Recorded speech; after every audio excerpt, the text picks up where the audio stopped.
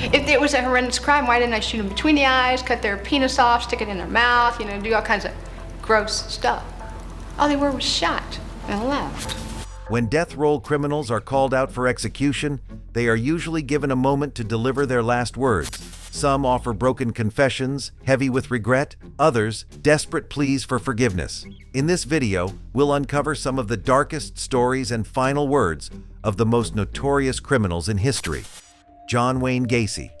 Known to the world as the Killer Clown, John Wayne Gacy faced the camera for several interviews before his final days. In one troubling interview with Walter Jacobson of CBS 2 Chicago, Gacy put on a chilling performance of innocence. In a bizarre twist, he even claimed a truth serum had cleared him of any guilt. Like others before him, Gacy played the sympathy card, painting himself as a loving family man. People don't want to know the truth and the honesty of it. If they want to be convinced or brainwashed into what they believe, then fine, then go ahead and kill me. But vengeance is mine, saith the Lord, because you will have executed somebody that didn't commit the crime. John Wayne Gacy, infamously known as the Killer Clown, addressed the disturbing misconceptions surrounding his name. The clowning that I did for charity hospital work for the Democratic Party and Pogo the Clown is originally. Pogo comes from being Polish and on the go all the time, so it's Pogo. He dismissed the idea that he had willingly spoken to the media, accusing them of spreading lies and painting him as a homosexual thrill killer. He completely denied stalking and murdering young boys, citing his busy work schedule as his alibi. Psychiatrists who analyzed Gacy described him as obsessive and methodical, traits that allowed him to carry out his crimes while maintaining a fake reality as a respected community member. He insisted his conviction was a result of a flawed investigation, warning that society was more interested in its own beliefs than the truth. I always felt that service community and community service to others, in my religious background, I felt if you serve other people, it'll come back to serve you. I've always believed that way with generosity. As the interview went further, Gacy admitted to having consensual sex with men, identifying as bisexual, but maintained that he was misunderstood. Despite years on death row, Gacy claimed he felt no fear, no anxiety about the day he would die. On May 10, 1994, he was executed by lethal injection. However, his defiant act of arrogance, even in death, were marked by his final words, "Kiss my ass." Decades later, another victim was identified, Francis Wayne Alexander, likely murdered by Gacy in the late 70s. It turns out the full extent of his crimes may never be known. Jeffrey Dahmer. An American serial killer is known for murdering at least 17 young men between 1978 and 1991. Due to his heinous crimes, Dahmer was given notorious nicknames like the Milwaukee Monster and the Milwaukee Cannibal. For more than 13 years, Jeffrey Dahmer hunted his victims, mostly black men, at gay bars, malls, and bus stops. He lured them to his apartment with promises of money or sex and gave them alcohol laced with drugs before strangling them to death. But the horror didn't end there. Dahmer would perform disturbing acts with their lifeless bodies before cutting them into pieces. He kept some body parts as sick trophies. To make sure he never forgot his crimes, he took photos at different stages of the murders, reliving the nightmare over and over. He was a real monster who suffered from psychotic disorder and schizophrenia. But his reign of terror only ended in 1991, when he was finally caught and sentenced to 16 life terms. During questioning, Dahmer confessed to all the murders, claiming he wished death for himself. I didn't ever want freedom. Frankly, I wanted death for myself. This was a case to tell the world that I did what I did not for reasons of hate. I hated no one. I knew I was sick or evil or both. Now I believe I was sick. After arriving at Columbia Correctional Institution in Portage, Wisconsin, Dahmer's transformation was sudden. He began studying the Bible, claiming to be a born-again Christian. But as death came closer, an unsettling darkness remained. In his final months, he questioned if simply staying alive was a sin against God. And on the day of his death, when faced with his own brutal end, Dahmer didn't plead for mercy or seek forgiveness. Instead, after the first blow from a metal bar in the weight room, he uttered his last lifeless words to his killer when he said, "I don't care if I live or die. Go ahead and kill me." Ted Bundy. On November 24, 1946, Ted Bundy was born in Burlington, Vermont, where he grew up to become one of the most notorious serial killers in American history. By his teenage years in Washington, Bundy's scary tendencies began to surface.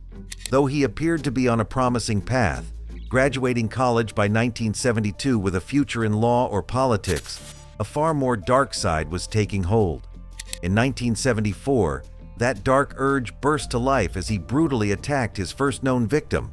Bundy's carefully planned reign of terror targeted young, attractive women, primarily college students. His methods were as deceptive as they were horrifying. Disguised with casts on his arm or leg or posing as a police officer, Bundy lured his victims into helping him, gaining their trust with deadly precision. Once inside his tan 1968 Volkswagen Beetle, he unleashed unimaginable violence. Striking his victims with a crowbar or pipe, he rendered them helpless, handcuffing them and stuffing their bodies into the car. What followed was beyond horror: rape, murder, and even more disturbing, a gruesome need to revisit the scene of his crimes. He mutilated their bodies, kept severed heads as trophies, and sometimes even stored remains in his home. For years, Bundy evaded capture, taking advantage of the limited forensic techniques of the time. His spree continued unchecked, spreading from Washington to Utah, Colorado, and Florida.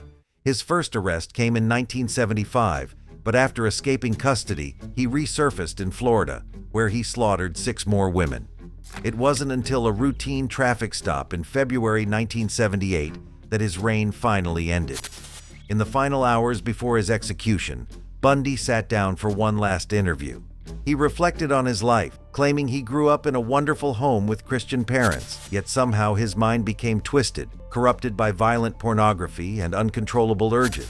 I've met a lot of men who were motivated to commit violence just like me, and without exception, every one of them was deeply involved in pornography, without question, without exception, deeply influenced and consumed by an addiction to pornography. Yet, even as he confessed the impact of explicit material on his behavior, Bundy took full responsibility for his acts of horror. He admitted that after his first murder, he woke in shock and guilt, horrified by what he had done. But this internal horror didn't stop him. His double life, normal on the surface, monstrous in secret, allowed him to continue his killing spree, manipulating everyone around him, hiding the darkness within. Those of us who have been so much influenced by violence in the media, in particular pornographic violence, are not some kind of inherent monsters. We are your sons and we are your husbands. Bundy's final confession was a chilling reminder of the evil he embodied. He acknowledged the immense pain he caused, the lives he shattered, and accepted that society deserved to be protected from him. His last words were cries for forgiveness while giving in to his punishment. Before his execution, Bundy said, "I don't want to die, but I deserve the most extreme punishment society has." On January 24, 1989, Ted Bundy was executed in the electric chair. Wesley Allen Dodd. In the fall of 1989, Vancouver, Washington was haunted by the terrifying crimes of a 29-year-old man named Wesley Allen Dodd. This unassuming figure became a monster, preying upon 3 innocent boys, committing unspeakable acts of rape and murder. Just weeks later, his reign of terror was cut short when police apprehended him at a movie theater, foiling his attempt to abduct another child. It didn't take long for Dodd to confess to the horrific killings. As the prosecution sought the death penalty, Dodd took a surprising turn when he pled guilty. However, the wheels of justice turned slowly. Death penalty cases are notoriously long, coupled with a number of appeals designed to ensure no mistakes were made in delivering such a final verdict. These appeals could stretch for years, even decades, scrutinizing everything from juror misconduct to the adequacy of legal representation. In a cold display of acceptance, he reached out to the Supreme Court of Washington, urging them to allow him to waive his right to appeal. He believed he deserved to die for his heinous acts and wanted the execution to happen as soon as possible. During this time, Dodd continued to push for his own demise, openly discussing his desires in interviews and with pen pals. In one interview, Dodd claimed he would go 30 to 40 miles a day on his bicycle just to look for his next victim. You're just I exposed myself to quite a few kids who were just out in the front yard. So I put in 20, 30 miles a day on my bicycle. I mean, I know Richmond inside and out. okay. He claimed to feel remorse for his actions after saying his last words. I was once asked by somebody, I don't remember who, if there was any way sex offenders could be stopped. I said no. I was wrong. Before his execution, he wrote a self-defense booklet for children, teaching them how to protect themselves from predators like him. This horror book was titled, When You Meet a Stranger. Velma Barfield. Velma Bullard, later known as Velma Barfield, emerged from the depths of despair on October 29, 1932, in the impoverished city of South Carolina. Her life of crime began in the shadows of childhood, where the relationship between her circumstances and those of her classmates ignited a burning desire for small luxuries. To feed that hunger, she stole pocket money from her father, but when he discovered her theft, he punished her, extinguishing the flicker of her youthful rebellion. Yet Velma's early years were marked by a far darker reality. She suffered unspeakable sexual abuse at the hands of her father, a torment that drove her to escape into a life that seemed promising. At 17, she married her high school sweetheart, Thomas Burke, and the couple welcomed 2 children into a world fraught with tension. Velma found work in a textile plant, but was forced to leave after a medical emergency that required an urgent hysterectomy. In the wake of her physical trauma, Thomas's growing alcoholism left her feeling isolated and alone. To numb her pain, she sought refuge in prescription drugs, including Librium and Valium, visiting multiple doctors to feed her addiction. In a desperate bid for freedom, Velma fled her home with her children after a violent argument with her husband, leaving Thomas behind. Soon after, tragedy struck.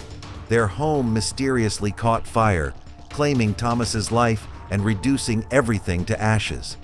Velma and her children were forced to return to her parents, only for the darkness to deepen when her mother fell ill shortly after their return. As Velma took on work as a caretaker, an eerie pattern began to unfold. 2 of her charges mysteriously fell ill and died under her watch. At this time, Velma remarried Jennings Barfield, a widower whose life also ended abruptly after a heated confrontation. Once again, Velma and her children returned to her parents' home, only to witness her father succumb to lung cancer, a death unconnected to her actions. Despite her continued employment as a caretaker, suspicion began to swirl around Velma when 2 couples she cared for fell gravely ill and died. The darkness deepened further when her new boyfriend, Stuart Taylor, uncovered her theft and forgery before succumbing to a mysterious illness. Following Stuart's funeral, an anonymous tip ignited a police investigation, leading to autopsies that revealed traces of arsenic rat poison found in his system. This dark discovery prompted authorities to revisit the deaths surrounding Velma, uncovering the same brand of poison in her other victims. Eventually, she confessed to 4 murders and was sentenced to death. Despite a desperate plea from psychiatric witnesses to spare her life, Velma was convicted, becoming the first woman executed since the death penalty was reinstated in 1962. Throughout her trial, the contrast between Velma's grandmotherly appearance, soft southern drawl, and her horrifying confession as a serial killer sent chills through the courtroom. Her victims included her mother, Stuart Taylor, John Henry Lee, and Dolly Edwards, who had all succumbed to poisoned food and drink, each death tied to her financial desperation and addiction. Aileen Wuornos. One of the most infamous serial killers in modern history, was convicted for the brutal murders of 6 men in Florida between 1989 and 1990. Her life was a twisted descent into darkness, born from a tormented childhood. Her father, a convicted child molester, was behind bars, leaving Aileen to grow up in the troubled care of her grandparents. As her life spiraled further out of control, Wuornos turned to prostitution to survive, a path that would ultimately lead to her killing spree. Long before her murder convictions, Wuornos's life was marked by chaos and crime. She had been arrested for driving while intoxicated, shooting a gun from a moving vehicle, and faced charges of auto theft, armed robbery, and forgery. In 1989, Wuornos prowled the highways of Florida, disguising herself as a hitchhiking prostitute. One by one, she lured 7 middle-aged men to their deaths, murdering them in cold blood and leaving their bodies discarded along desolate stretches of highway in Florida and southern Georgia. When she was arrested in 1991, Wuornos claimed the killings were acts of self-defense, but the jury didn't buy it.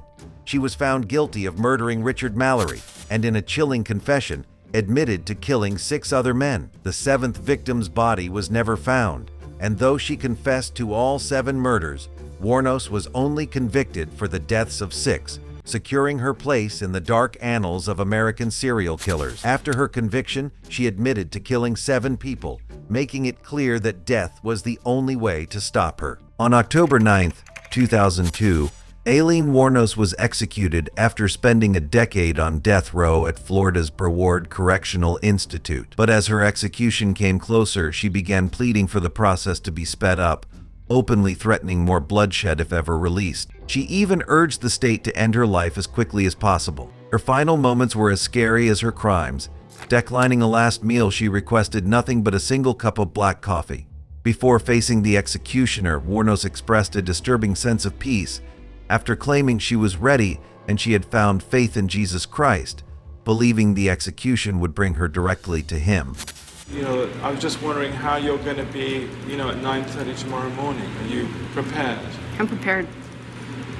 I'm all right. I'm all right with it.